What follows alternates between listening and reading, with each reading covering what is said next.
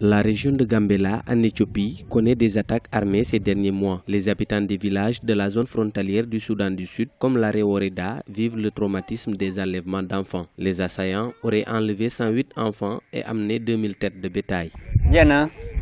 Ils sont venus dans la nuit et ont encerclé le village. Nous étions en infériorité numérique et ils avaient plus d'armes. Ils ont conduit tous les villageois dans la jungle, non loin, et ils ont commencé à arracher les enfants des mains de leur mère. Ils ont tué ceux qui résistaient à donner leurs enfants sur place. Mon enfant était avec sa grand-mère. Quand j'ai vu ma mère et que mon fils n'était pas avec elle, j'ai beaucoup pleuré et j'ai commencé à prier Dieu. Il n'y avait rien que je puisse faire.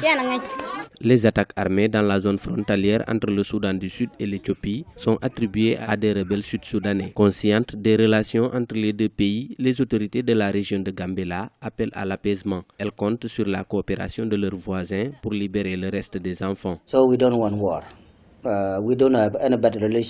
Nous ne voulons pas la guerre. Nous avons de bonnes relations avec le gouvernement du Soudan du Sud. Nous avons une relation cordiale parce que nous sommes des pays voisins. Donc ce problème préoccupe autant le gouvernement national du Soudan du Sud. Ils n'ont aucune connaissance de cette petite milice armée qui attaque des gens de Gambela. Notre armée est là, dans tous les territoires où les enfants ont été trouvés. Et puis nous avons un espoir que d'autres seront ramenés à la maison.